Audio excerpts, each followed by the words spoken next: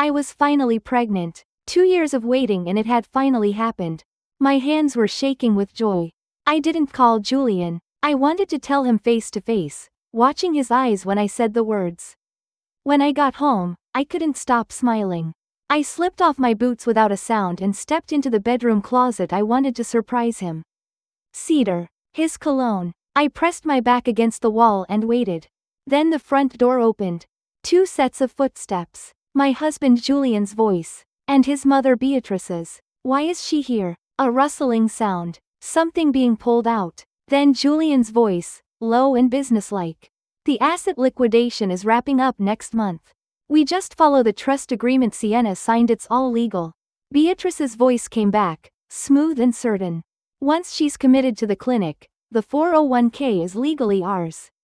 The joy drained out of me. My hands were shaking again for a very different reason. My thumb found my phone. I pressed record. The ultrasound was still in my other hand. Before we go any further, please hit subscribe, and let me know in the comments where you're watching from today.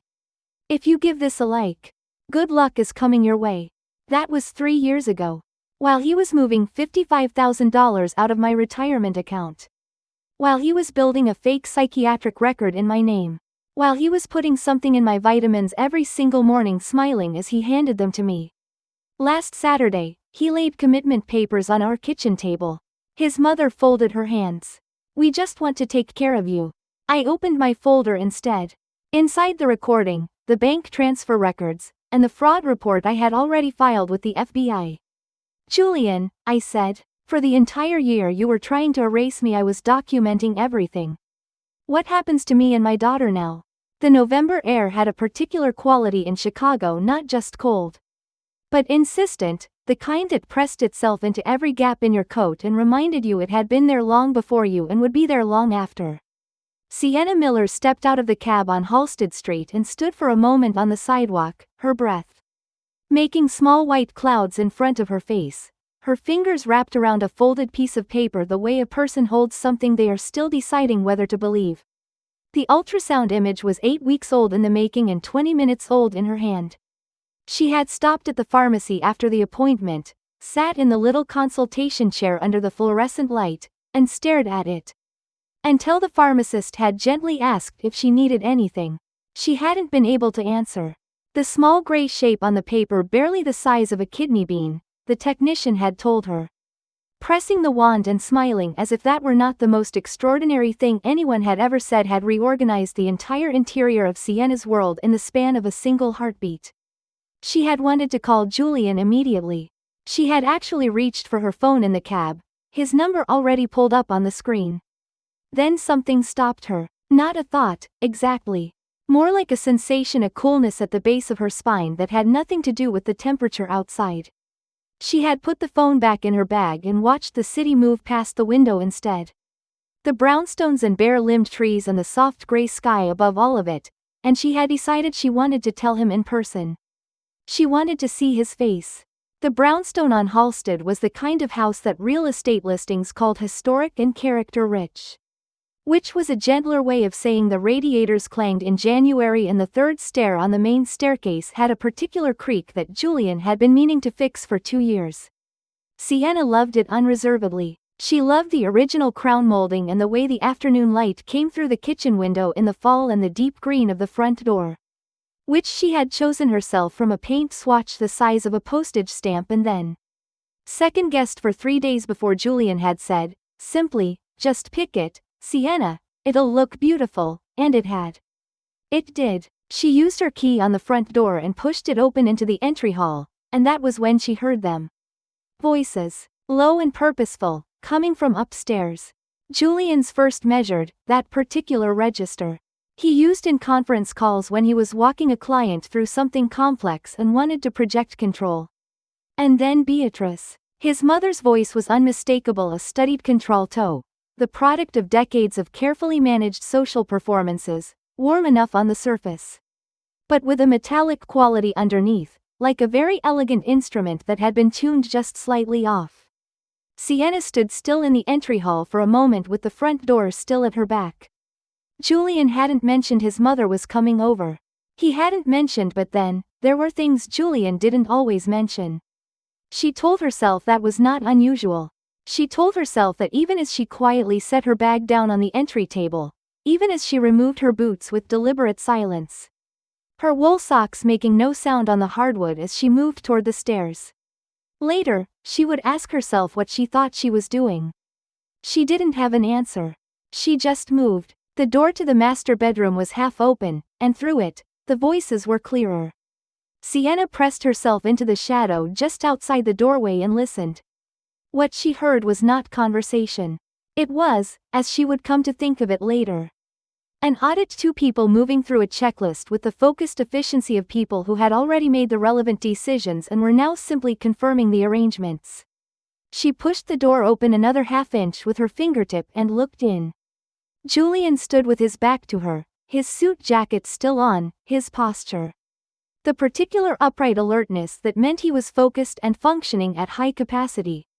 Beatrice stood near the window in a winter white cashmere coat that she hadn't bothered to remove, her silver hair precise, her expression the serene look of a person overseeing work being done correctly. Sienna stepped inside. Not forward, she didn't step into the room so much as into the space between the door and the near wall, and from there into the walk-in closet, whose door stood slightly ajar, the narrow slats of light striping across her sleeve as she eased it almost closed behind her. The cedar smell hit her first, the natural cedar lining Julian had insisted on, a material luxury. He'd called it, entirely worth it, and under it, the heaviness of his cologne. She had always loved that smell. Standing in the dark behind those wooden slats, she felt that love reorient itself into something she did not yet have a name for. Through the slats, she could see Julian crouching near the far baseboard. She watched him press his fingers along the edge of the floor molding until a section lifted.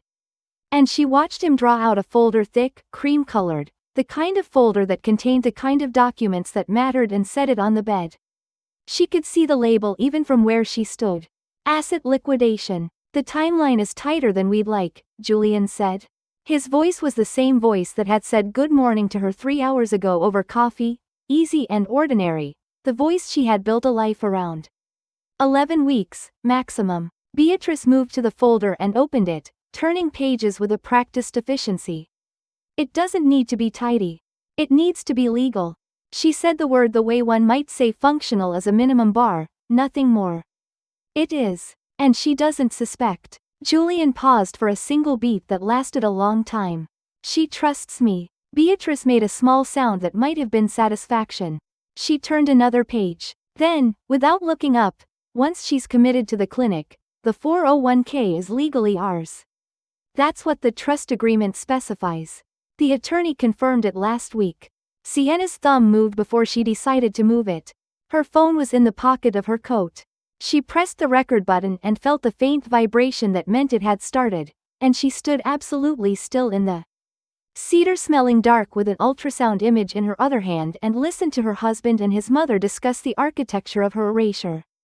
She did not cry. She would think about that later, that she did not cry, that her hands were steady enough to hold the phone, that some essential, operational part of her had simply pivoted when confronted with the information and begun doing what it needed to do. Perhaps that was the marketer in her, she would think. The strategist. She had spent 6 years learning how to identify what was true about a situation and respond to it cleanly, without the noise of what she wished were true. What was true was this: the man on the other side of those cedar slats had looked at the life they had built together, the green door, the creaking stair, the mornings with coffee, and now the small gray shape on a folded piece of paper in her pocket. And had decided that what he wanted was worth more than what she was. She stayed until they left the room. She heard the folder go back under the floorboard. She heard the creak of the third stair, twice, and then the sound of the front door, and then silence. She stood in the dark for another full minute after that. I came home to give him a life, she thought, and he was planning to take mine. When she finally stepped out of the closet, the room was empty and the afternoon light was still coming in the window. The same gold and particular Chicago fall light, falling across the bed where the folder had been, across the floor where the floorboard had been lifted. Everything looked exactly as it always had. That was, she thought, the most disorienting thing of all. She crossed to the window and stood with her back to the room, looking out at the street below, her hand resting flat against the cold glass. She could feel her own heartbeat, steady and deliberate, the rhythm of someone who has just learned exactly where they are and is deciding, very carefully, what to do next. The ultrasound was still in her pocket. She did not take it out again. The EOB arrived on a Tuesday. Sienna found it in the stack of mail on the entry table. The kind of stack that accumulates when both people in a household are busy, or when one of them has quietly stopped paying attention to what the other one might see. She almost set it aside without opening it. The return address was the insurance company, and insurance correspondence had a particular way of looking urgent while containing nothing worth urgency. And she had a call in 40 minutes and her laptop was already open on the kitchen counter. But she opened it. The form was dense and institutional in the way that all insurance documents are, columns of procedure. Codes and provider names and dates in a font designed for filing rather than reading. She scanned it in the distracted way one scans things that are expected to be unremarkable, and then her eyes stopped. Psychiatric evaluation initial assessment. The date was 6 weeks ago. The provider name was a drive. V. Marsh, a name she had never heard. The claim amount was $420. The column marked patient had her name. Sienna set the other mail down slowly and held the EOB with both hands and read the line again. And then once more. The kitchen was quiet except for the low hum of the refrigerator and the distant sound of traffic on Halsted, and she stood there in her wool socks on the tile floor and felt something cold and precise begin to move through her, the way ice forms on the surface of still water. From the outside edges in, slowly, until the whole surface is changed. She had not attended a psychiatric evaluation 6 weeks ago. She had not attended any psychiatric evaluation. She had never heard the name V. Marsh. She placed the EOB face down on the counter, then face up again, then walked to her laptop and opened a browser tab and typed the name into the search bar.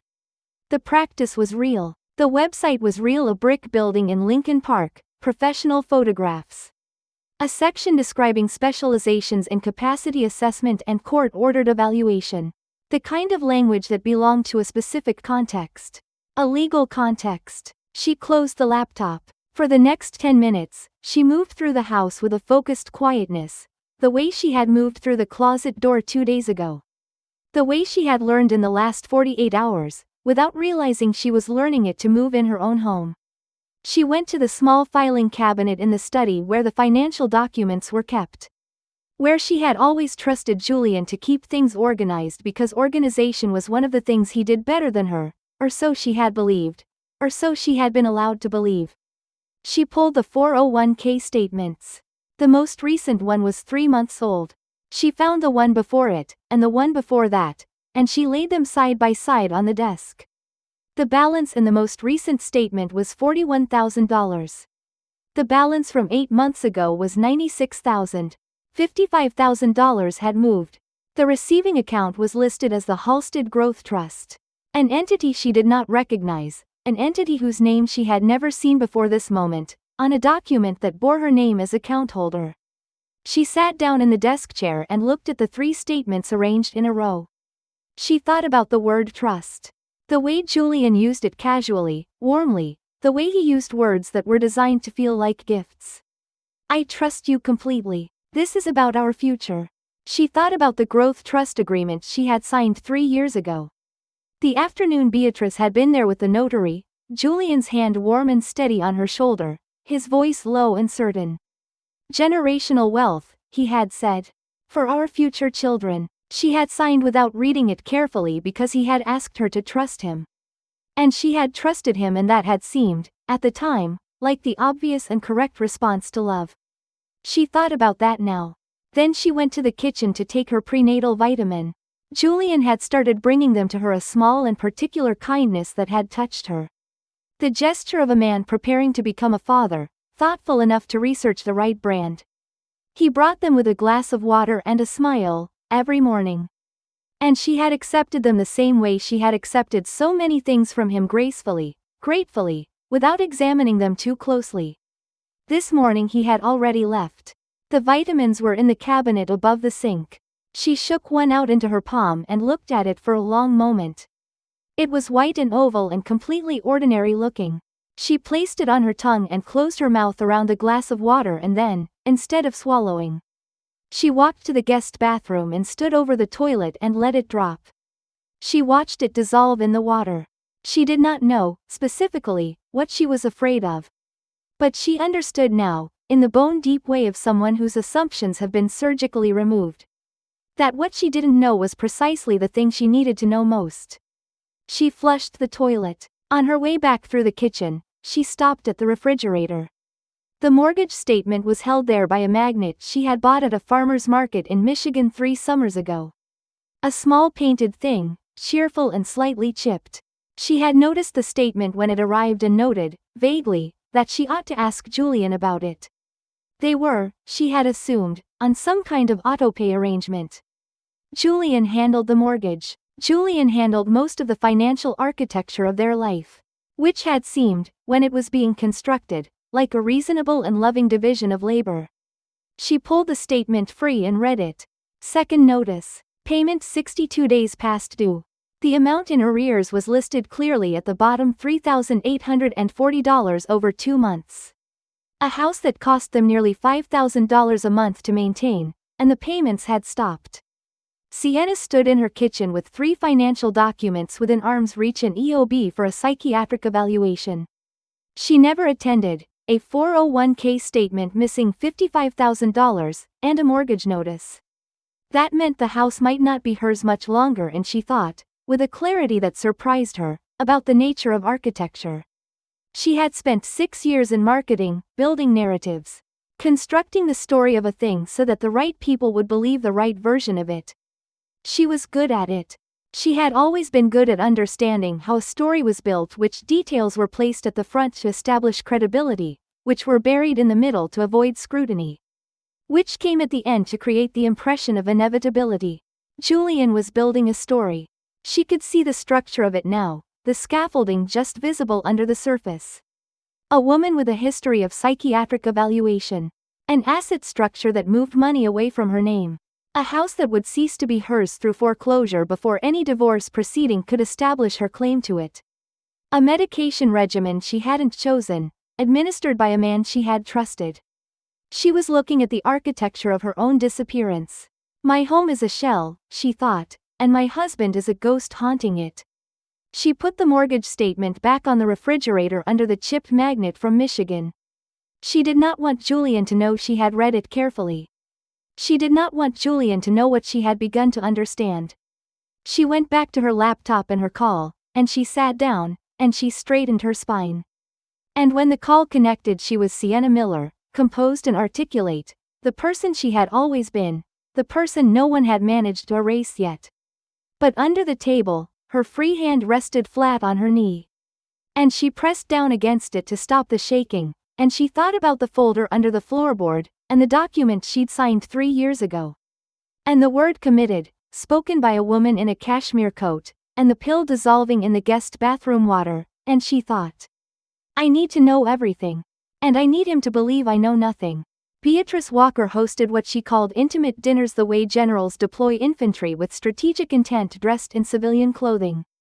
The invitations came on cream-colored cardstock, handwritten in a precise cursive that Sienna had once found elegant and now understood was simply another form of control. Saturday, 7 o'clock, dinner at Beatrice's. Confirmed with a phone call that was framed as warmth but was, in the structure of their relationship, closer to a summons. Julian had told Sienna about it over dinner on Wednesday, his voice easy, his eyes on his phone. Mom wants to do a dinner. Some of her friends, couple of people from the firm. You'll enjoy it. He had said this the way people say things they do not particularly expect to be questioned. Sienna had said, of course, and had smiled, and had gone back to her food. She spent the days between Wednesday and Saturday paying very close attention to everything. She paid attention to the way Julian moved through the house, which rooms he went to first in the morning, how long he spent in the study with the door closed, the particular way his shoulders sat when he was on the phone versus when he thought he was alone. She paid attention to his phone, which he kept face down when she was in the room and charged in the kitchen, not the bedroom, a recent and unexplained change. She paid attention to her own body, monitoring it for the specific kind of fog she had noticed in the last few weeks, the soft, blurred quality around the edges of her thinking, which had been getting better since she'd stopped swallowing the pills. By Saturday, she thought sharper. She was considerably sharper. Beatrice's house in Lincoln Park was everything Sienna's brownstone aspired to be and wasn't older, larger, more deliberately itself. It sat behind a black iron fence on a street lined with elms that in summer would have been cathedral arches and were now bare and architectural against the November sky. Inside, the ceilings were 14 feet and the rooms were arranged to communicate a kind of money that preceded the concept of ostentation. This family had always had this, the house said, and has therefore never needed to announce it. The dining room held 12 people. Sienna counted them as she sat down in the chair. Beatrice had indicated, not asked, indicated at the far end of the table, away from Julian, next to a man named Gerald Holt, whom Beatrice introduced as a dear family friend in a tone that contained some additional information she did not provide. Sienna looked at Holt's hands as he shook hers. Smooth, careful hands. A ring on the right hand, nothing on the left. The practiced stillness of someone trained in clinical observation. The soup arrived. The conversation began. Julian tells me you've been having some memory difficulties, Holt said, about midway through the first course. He said it pleasantly, the way one might observe. Julian tells me you garden. His voice was a professional instrument, warm and measured. That can be quite disorienting during pregnancy, of course. Entirely common. Sienna looked at him. I haven't been having memory difficulties, she said. Doctor. Holt smiled at his soup bowl. Sometimes it's difficult to track, especially when the cognitive changes are gradual. Across the table, she could feel the quality of attention change, a slight collective recalibration. The way a room shifts when something worth watching begins. She did not look around. She held her soup spoon and kept her eyes on Dr. Holt and kept her voice level. I appreciate the concern, but I haven't noticed any difficulties. Julian's voice came from the other end of the table, easy and conversational, addressed to the general company. She forgot our dinner reservation last month entirely. Called me from the restaurant wondering where I was. He said it with the fond, slightly rueful tone of a man relaying an amusing domestic anecdote. Several people at the table smiled. Sienna looked at Julian. She had not forgotten a dinner reservation last month. There had been no such reservation. She knew this the same way she knew her own name completely, without ambiguity. But she also knew, looking at Julian's open, pleasant expression, that the calculation was deliberate. He had just established, in front of 12 witnesses, a fact that did not exist. He had said it lightly, conversationally, as though it were settled memory rather than manufactured fiction. And the social mechanics of a dinner table had done the rest. No one was going to interrogate the anecdote. No one was going to ask, are you sure that happened, because why would anyone lie about a forgotten dinner reservation? I remember that differently, Sienna said. Sweetheart. Julian's tone was gentle, patient, the tone one uses with someone who is not quite tracking. Several people looked at their plates. Beatrice, from the center of the table, turned to the woman on her left and began discussing something else entirely, and the moment was tidily redirected. The dinner moved on, but Sienna could feel it settling around the table like a fine dust, the version of her that Julian had just placed in the room. A woman who forgot things. A woman who remembered things differently. A woman whose account of her own experience was already, gently, being framed as unreliable. She gripped the stem of her wineglass untouched, the same pour she'd been given at the start of the evening, and felt her knuckles tighten, and breathed. Across the table, one seat to Julian's left, sat a woman Sienna had been introduced to as Carla Reeves, Julian's firm's accounts director. She was somewhere in her mid-30s, angular and precise, with the particular self-possession of someone who spends a great deal of time in rooms where decisions are made. She had spoken very little during dinner. She occupied her chair the way people occupy chairs in which they have sat before, many times, and are entirely comfortable. Julian had smiled at her twice during the evening. The second time, there was a specific quality to the exchange, brief, complete, the compressed communication of two people with shared context. That Sienna recognized as something that had nothing to do with accounts.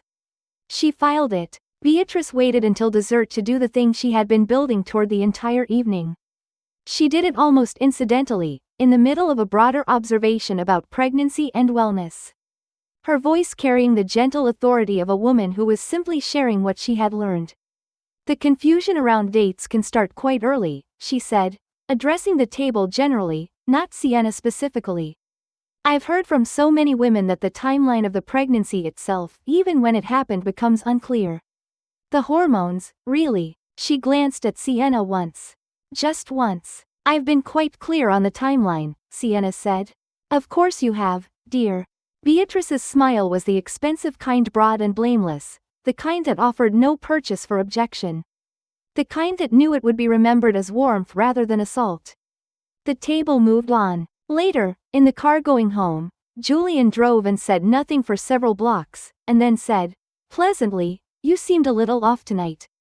Sienna looked out the passenger window at the city moving past. The streetlights were making long reflections on the wet pavement, orange and white. I was fine, she said. I'm not criticizing. I just want to make sure you're okay. His voice was the voice of concern. It was an excellent voice of concern.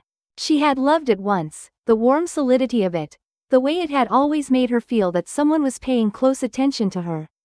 She looked at his profile. The strong jaw, the steady hands on the wheel, the expression of a man whose conscience was entirely clear. Because he had decided, somewhere along the way, that what he was doing was reasonable.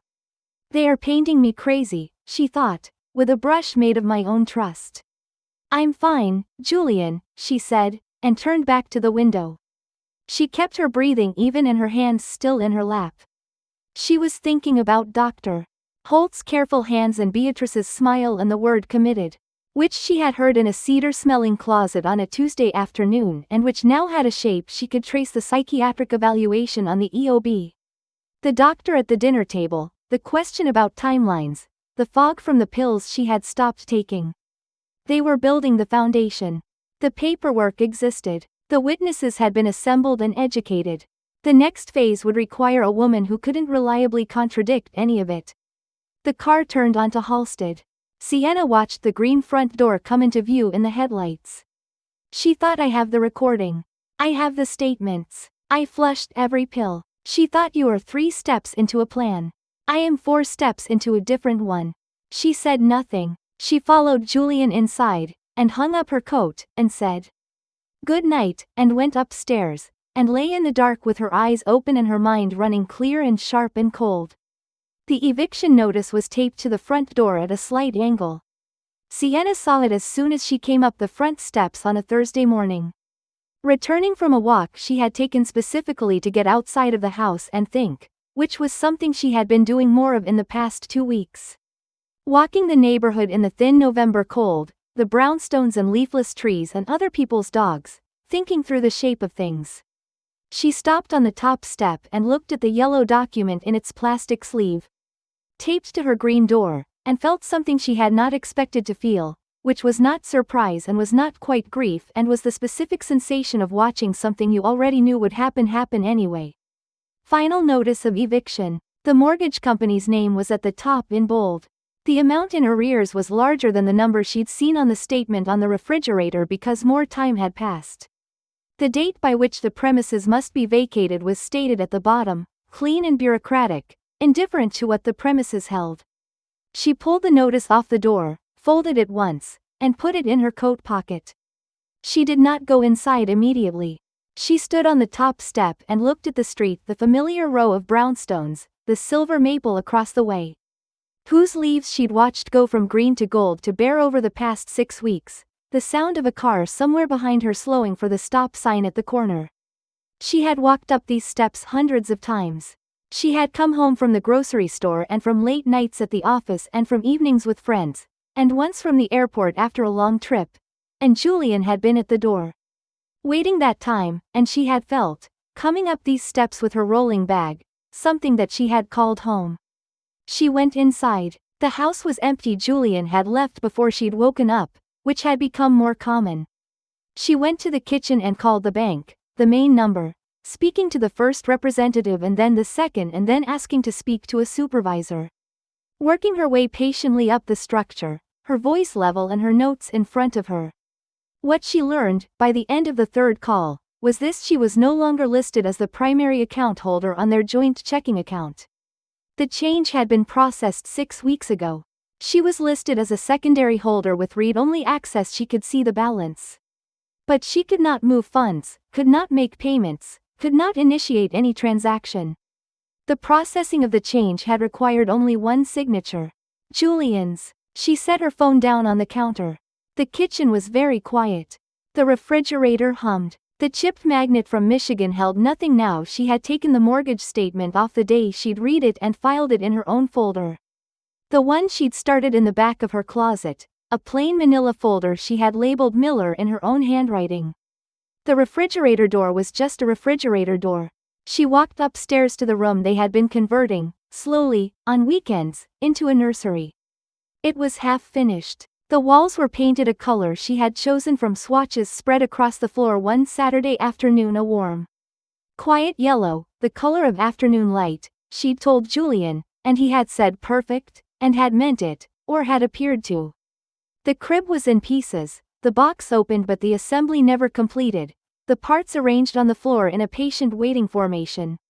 Rails and spindles and screws in a plastic bag. A mobile she'd bought, white clouds and small wooden birds, was still in its box by the window. Sienna sat down on the floor in the middle of the unassembled crib pieces. She sat there the way people sit when the body decides it has been upright long enough and simply stops, the back against the wall. And the knees pulled up and the hands loose in the lap. The yellow walls were around her. The afternoon light was coming in, the same good light she had been trying to capture when she'd chosen the color. And it was falling across the cloud mobile in its box and the bag of screws and the folded eviction notice she had put in her coat pocket and then taken out and put down on the floor beside her. She held the ultrasound image. She hadn't been carrying it every day. She had put it in her folder, with the EOB and the statements, but she'd brought it up this morning, some instinct she couldn't entirely explain. She looked at the small gray shape on the paper. 8 weeks, the technician had said, pressing the wand and smiling. Lily. She had not told anyone the name she had been thinking about. She hadn't told Julian. The name had arrived in her mind one morning the way some words arrive quietly, without announcement. As though they had always been there and she was only just now noticing. She had not said it out loud yet, but it was there. Real and specific, a name for a person who was real and specific, present and growing in a body that was, at the moment, her only entirely trustworthy asset. Her phone buzzed. She looked at it with the flatness of someone who has reached the place past bracing. It was a photograph. Julian and a woman, entering a jewelry store on Michigan Avenue, the kind of jewelry store with a single ring in each window and no prices displayed. The woman was Carla Reeves, angular and precise in a winter coat, her hand light on Julian's arm with the ease of familiarity. They were not looking at the camera because no one had told them there was one. Julian was holding the door open. He was smiling. Sienna looked at the photograph for a long time. There was a number she didn't recognize attached to the text.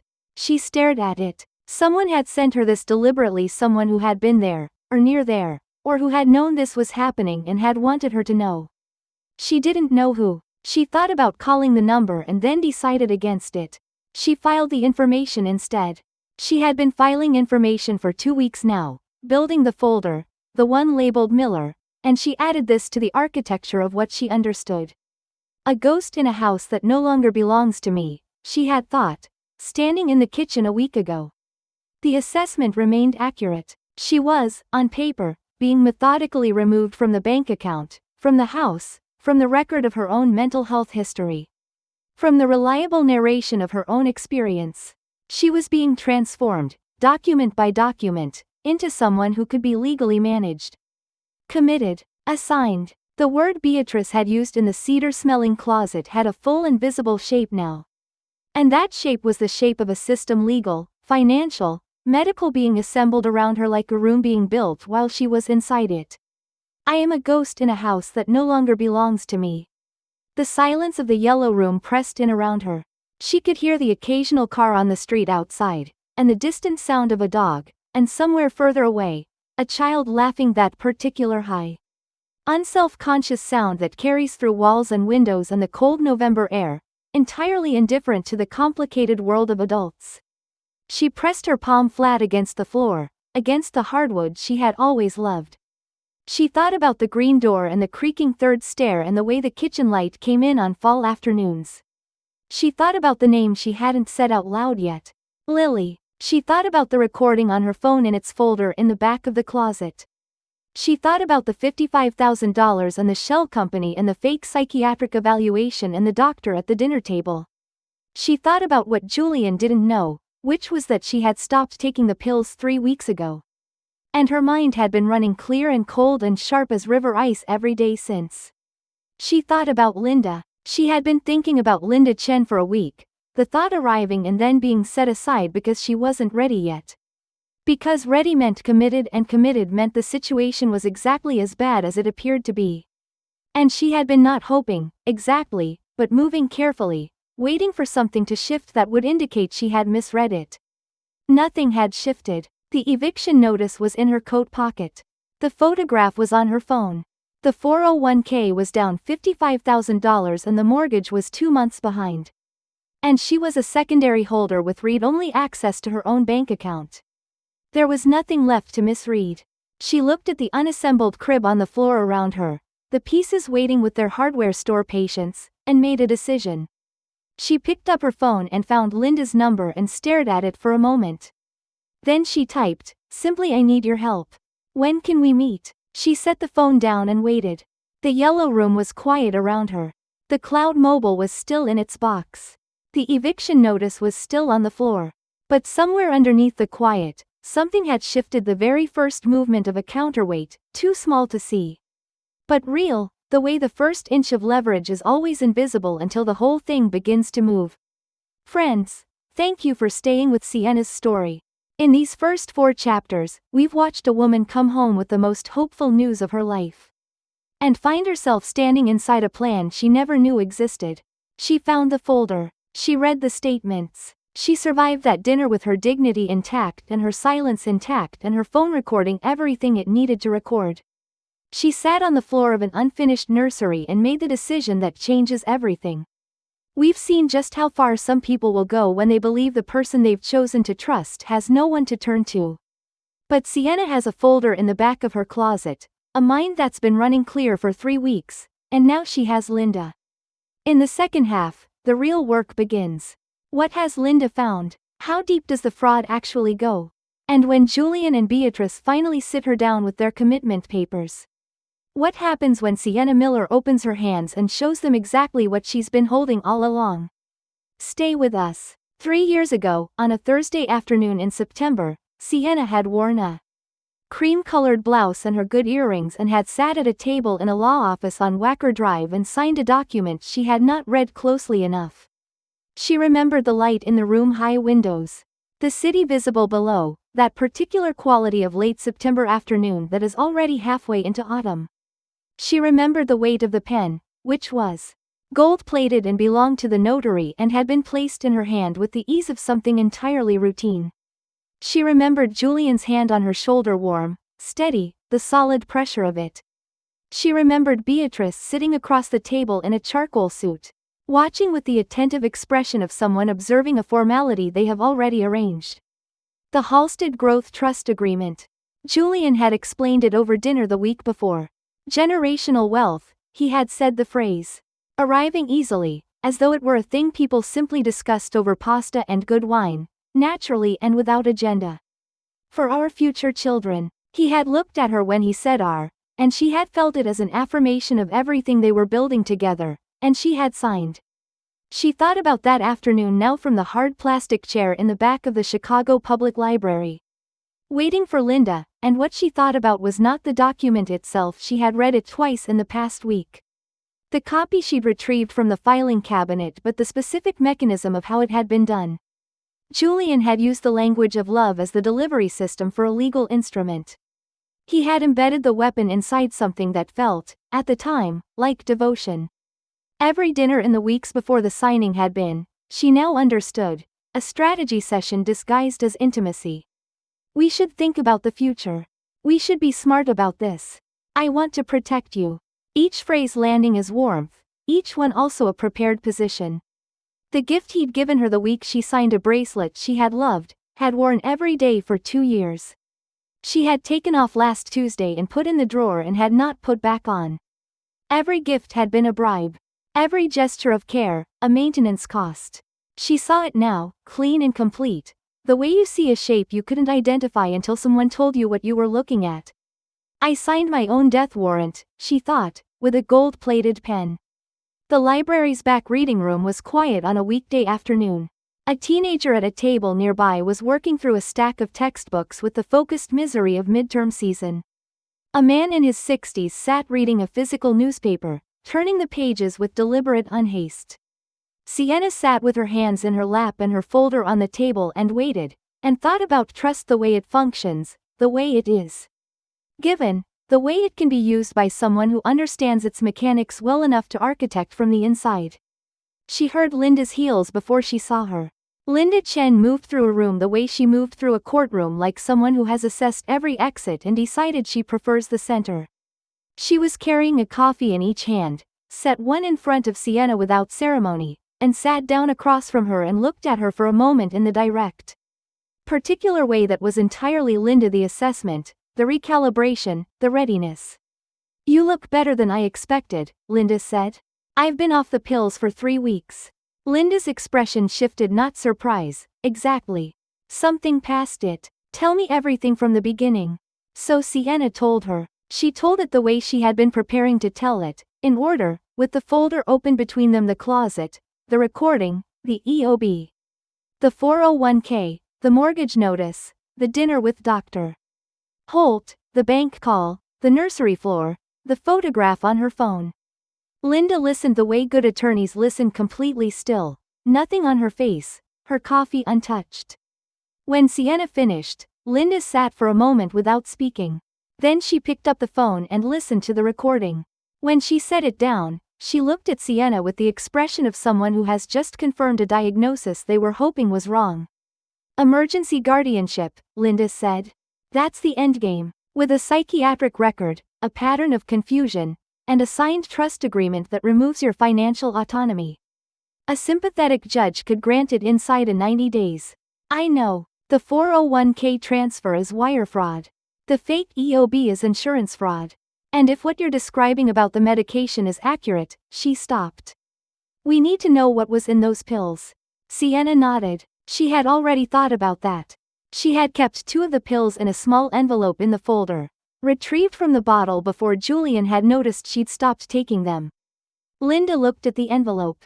Then she looked at Sienna, and for a moment there was something between them that had nothing to do with law or strategy. Just 2 women who had known each other since they were 22 years old, sitting in the back of a library with the particular silence of a moment that is about to become something else. "You have more than I thought," Linda said quietly. "I have the recording," Sienna said.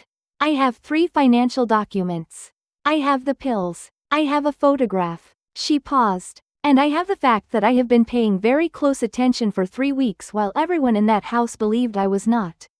Linda picked up her coffee. A slow, deliberate sip. Then she set it down and opened her own folder. "Then let's build something they can't take apart," she said. Knowledge is the only currency I have left, Sienna thought.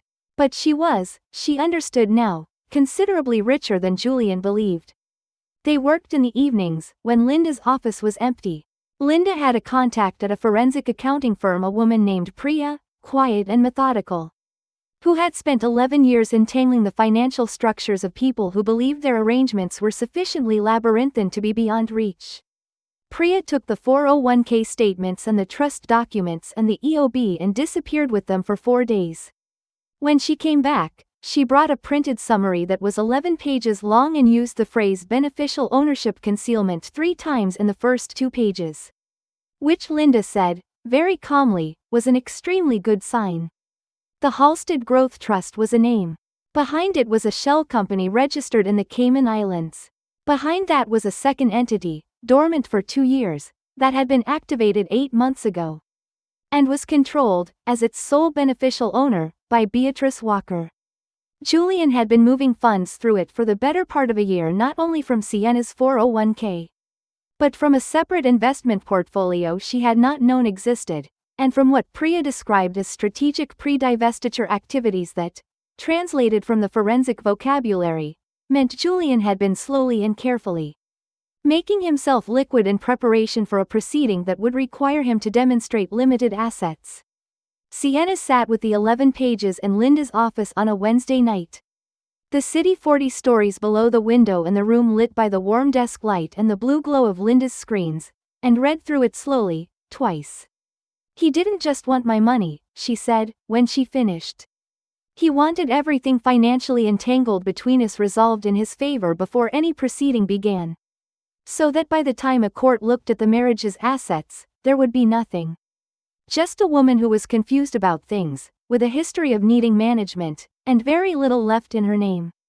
"That's accurate," Linda said. "He didn't just want my money," Sienna thought. "He wanted my soul in a cage." She set the pages down. The keylogger had been Linda's suggestion and Sienna's execution. She had done it on a Sunday morning while Julian was in the shower, a small piece of software installed from a USB drive, 3 minutes of work in the study. She had felt, doing it, a kind of cold professionalism that she didn't examine too closely. It was not the person she had been a month ago.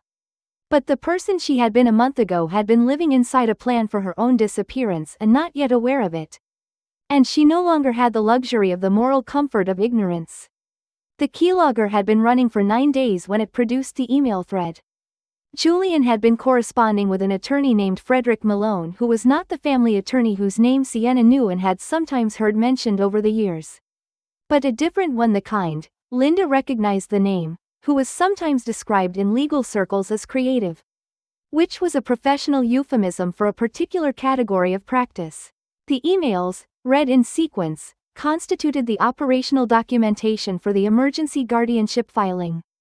The timeline was there, the psychiatric record already established through the fraudulent EOB. The pattern of public confusion to be documented by the dinner witnesses, the medical professional willing to provide an assessment, the trust document already in place to absorb the financial authority. The filing date they had been working toward was 11 weeks from the date of the closet conversation. Sienna calculated backward and arrived at a date that was 3 weeks from now. She had not known there was a deadline until this moment.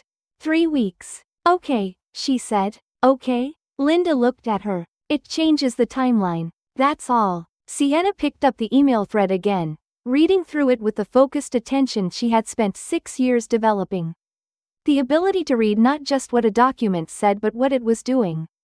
What it assumed. What it required. "He's relying on 3 things," she said. "The psychiatric record, the financial structure, and the absence of any contrary documentation." "Correct. The psychiatric record is fraudulent. We can demonstrate that with my actual medical history and the provider's own records." She turned a page. "The financial structure involves wire fraud, insurance fraud, and beneficial ownership concealment across 2 jurisdictions." She turned another page. "And the absence of contrary documentation." She paused. "Is the recording admissible in Illinois?" "Illinois is a 2-party consent state," Linda said.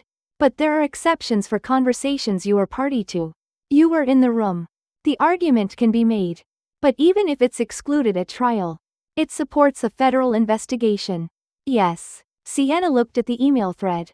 She thought about Julian sitting across from her at dinner every night for the past 3 weeks, asking if she was tired, refilling her water glass, performing the attentiveness of a man who believed he was managing a situation that was proceeding as designed.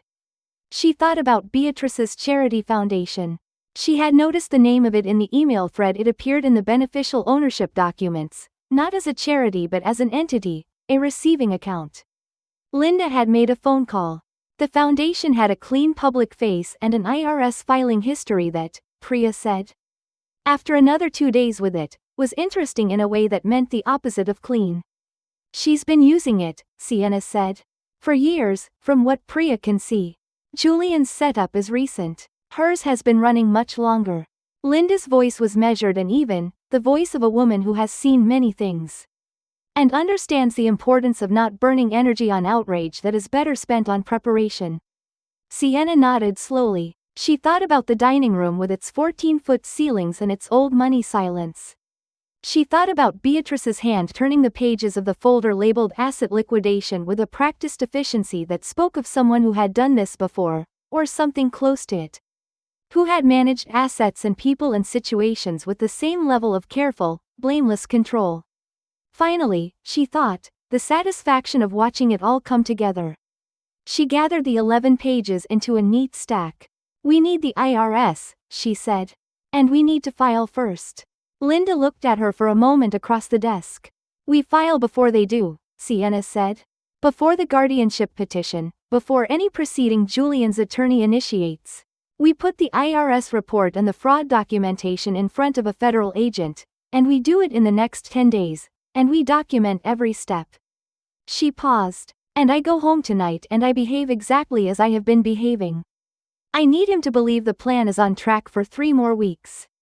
"Can you do that?" Linda asked, not as a challenge, as a genuine question, from a woman who understood what she was asking. Sienna thought about the nursery floor and the eviction notice. She thought about the bracelet in the drawer. She thought about the gold-plated pen. "Yes," she said. She thought about Lily. "Absolutely yes," she said. They chose a Saturday morning. Julian had been, for the preceding 2 weeks, increasingly careful, more attentive, more present, the performance of a considerate husband dialed up in ways that Sienna had catalogued with the forensic attention of someone who now understood each gesture as a calculated position.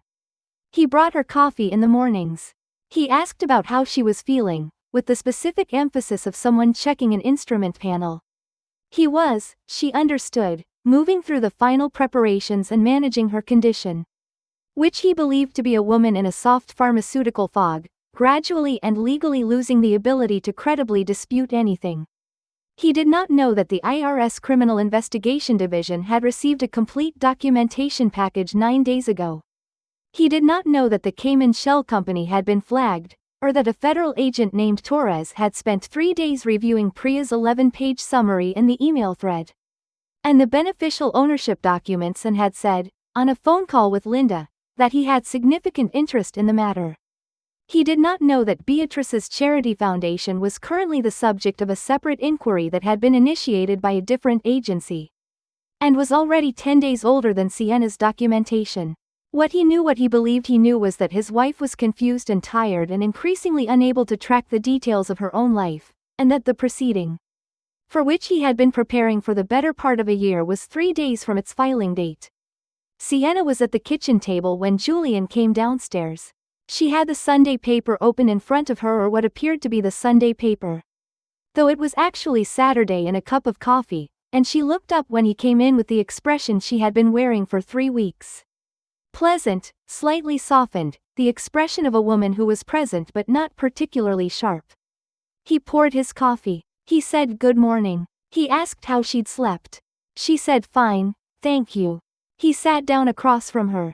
He did not pick up his phone, which was unusual. He looked at her in the way he had been looking at her more frequently in the past week. Assessing, calibrating, moving through some internal checklist, and then said, with a gentleness that was the finest piece of performance she had witnessed from him in 3 weeks, "I think we should talk about how you've been feeling, and some things I'd like to help you with." Sienna looked at him over the paper. Beatrice arrived 7 minutes later. She had her own key. She had always had her own key, which Sienna had once found touching, an expression of family closeness. She came through the front door and into the kitchen in a charcoal coat and her silver hair and her serene expression, and behind her, a man Sienna recognized as Frederick Malone, the attorney from the email thread, carrying a slim leather portfolio.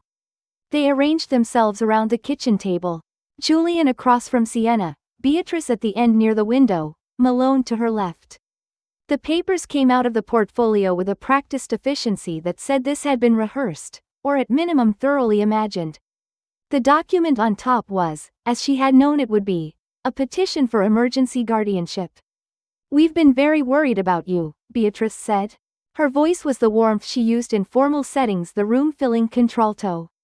"We all have. Julian most of all." "I know," Sienna said. This is simply about making sure you're properly taken care of during what is obviously a very difficult time. The wellness retreat is beautiful. You'll have your own suite, access to gardens. I know what the document is, Sienna said. The table went still. She reached under the kitchen table and picked up the folder she had placed there 30 minutes ago.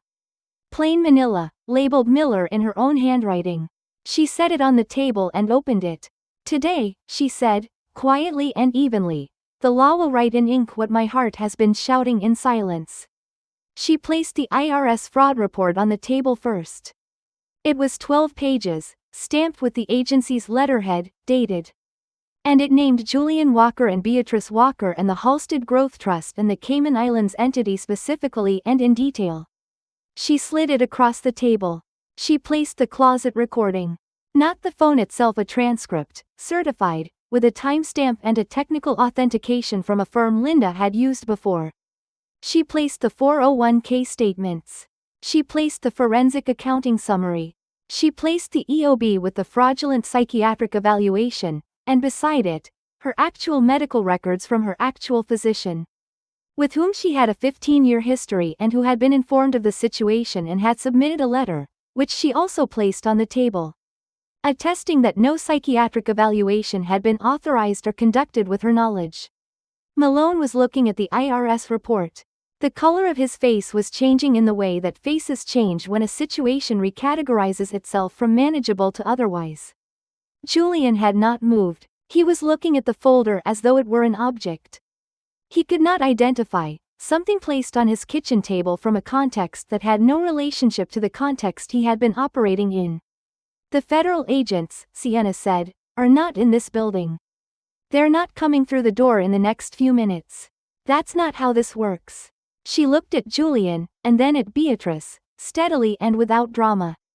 The documentation package was submitted 9 days ago. The investigation is active. Both of your names are in the materials. Beatrice, the foundation inquiry is separate, but related, and it has been running for approximately 2 weeks. Beatrice's face did something Sienna had never seen it do. The serenity that had sat on it like a mask for as long as Sienna had known her, the practiced, architectural composure of a woman who managed every room she entered, shifted, and underneath it was something raw and stripped and suddenly very old. You didn't marry a victim, Julian, Sienna said. She said it without raising her voice. You married your auditor. The front door opened. Linda came in with 2 individuals from the FBI's Financial Crimes Division, their credentials out and visible.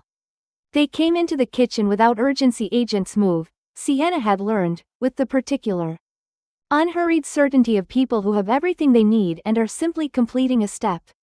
One of them spoke to Malone, who closed the leather portfolio and set it down and said nothing. The other one addressed Julian. Julian's offshore accounts, she was informed, had been flagged for a freeze pending investigation. The transactions could not be completed. The motion was already with a federal judge. Julian looked at Sienna. She looked back at him. She had thought about what she would feel in this moment, had tried, in the long quiet evenings in Linda's office, to prepare for it. She had expected something sharp, perhaps. Something that tasted like vindication or its neighbor, anger. What she felt was quieter than that. It was the specific sensation of returning to herself. Of all the parts of her that had been placed in the service of managing his version of reality, stepping down from that work and simply resting. In the end, the truth always comes out. She closed the folder. Outside, the November morning was clear, the light sharp and thin on the familiar street. Through the kitchen window, she could see the silver maple across the way. Bare now, its branches holding the winter light the way bare branches do, entirely, without obstruction. She thought Lily. She thought we're going to be okay. 1 year later, the door was blue. Sienna had chosen it herself, the same way she had chosen the green door on Halstead from a paint swatch, in this case. A deep, particular blue that she had found in the middle of a fan deck and immediately known, the way you know certain things without needing to deliberate. The building was in Wicker Park, a converted 3-flat that she had signed the lease on in March, 7 months ago. 3 months after she had left the brownstone for the last time and handed the keys back to the mortgage company.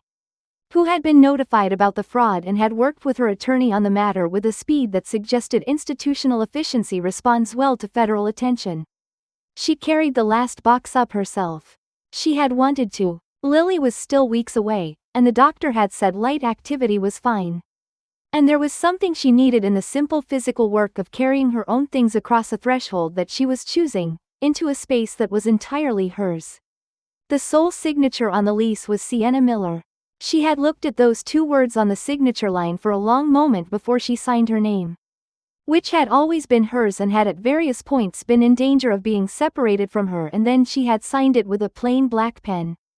Not gold-plated, and the feeling had been quiet and complete and very nearly the best thing she had ever felt up to that point. The office came next. Miller & Associates opened in the Fulton Market neighborhood on a Monday morning in June, in a space with high ceilings and good light and a conference table. Sienna had found at an estate sale and had refinished herself over 3 weekends. The work being something she needed, the specific satisfaction of taking something that had been damaged and making it useful again. She had 3 clients before the doors opened, 2 more in the first month. She had left corporate marketing 6 years ago when Julian had suggested, gently and persistently, that the demands of building their life together would be better served by her flexibility. And she had accepted this because she had trusted him, and because her own career had felt, then, less urgent than the thing they were building.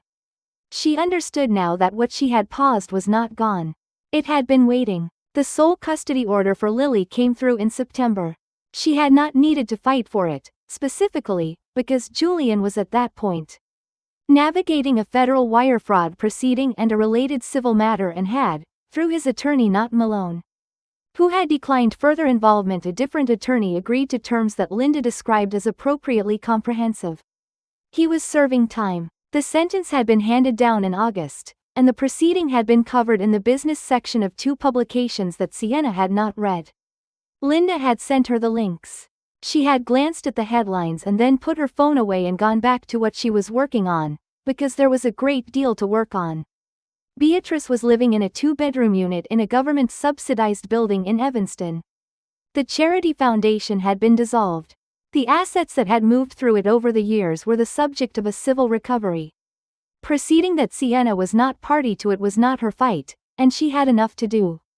She thought about Beatrice sometimes, in the way you think about weather that has passed, not without acknowledgement of its force, but without the particular dread of anticipation. On the morning that Sienna unpacked the last box in the Wicker Park apartment, she sat at the kitchen table with a cup of coffee and the sole custody order and the business license for Miller & Associates and the lease with her name on the signature line. 3 documents arranged in a row on the table in front of her, the way she had once arranged the 3 financial statements that had started all of this. She looked at them for a long time. Then she went to her daughter's room. Lily's room had yellow walls, the same color Sienna had chosen for the nursery on Halsted, because it was the right color. And it had been the right color, and the fact that she had not been allowed to use it then did not mean she was going to choose differently now. The crib was assembled, every piece correctly in place. The Cloud Mobile hung and moving slightly in the air from the heating vent. The small wooden birds turned in slow circles. Sienna stood in the doorway and looked at the room in the morning light and felt something she had been working toward for an entire year settle down inside her, not with fanfare, but with the quiet, definitive feeling of something completed. She went to her desk in the small office off the living room and sat down. Lily's first drawing was in a frame on the corner of the desk, a type of abstract expressionism specific to 12-week-olds, produced on a piece of paper. With a rubber stamp dipped in pink paint, Lily's hand guided by Sienna's, the small handprint off-center and gloriously imprecise, the best thing in the room. Next to it, in a second frame, was the sole custody order. Sienna signed the new client contract that was waiting for her, the 4th new client in September. A small but real company run by a woman she had met at an event who was building something worth building. She used a plain pen. Her hand was steady. Her name came out of her as it always had, clean and entirely her own, the same 2 words she had always had, that no document had ever actually managed to remove, though certain people had tried. Sienna Miller. She capped the pen and set it down and looked out the window.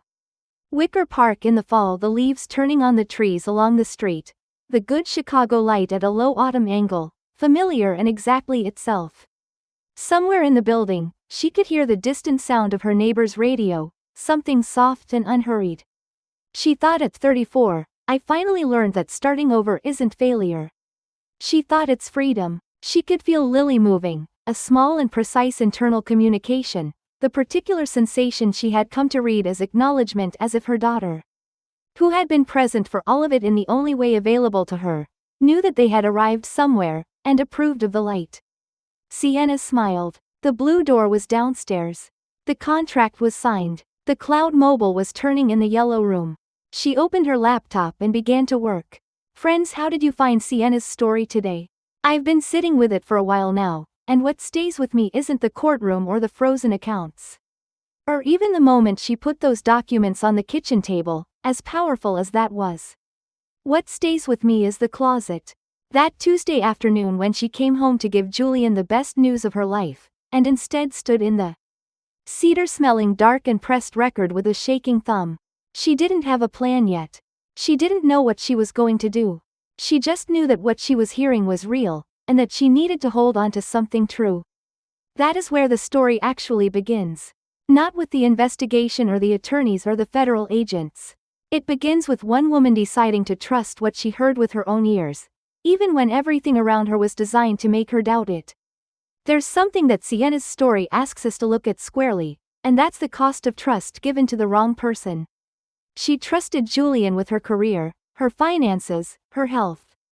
She signed a document with a gold-plated pen because the man she loved asked her to, and that seemed, at the time, like the obvious response to love. We've all been there in some version of that room. We've all handed something over because we believed it was safe. But here's what I also believe: the same sharpness that Sienna used to build other people's narratives, that marketing instinct. That understanding of how a story is constructed that was always hers. Julian could fog it for a while. He couldn't remove it. And the moment she stopped swallowing those pills and her mind went clear, the whole architecture of what he'd built became visible to her. And she walked through it like a woman who had simply been reminded of what she already knew. She named her daughter Lily. She chose blue for the door. She signed the new lease with a plain pen and her hand was steady. That is what standing over looks like. Not triumphant, not loud, just present and clear, and entirely your own. We all face moments where someone tries to write the story of who we are without our permission. Sienna's answer was to become the author. I hope, wherever you are today, you know that that option is always available to you, regardless of what has already been written. Thank you for spending this time with her story. If something in it moved you, please leave a comment. I read everyone, and your words matter here. And if you haven't already, please subscribe and hit that like button. There are more stories ahead, and I want you to be here for them. Take care of yourselves. Until next time.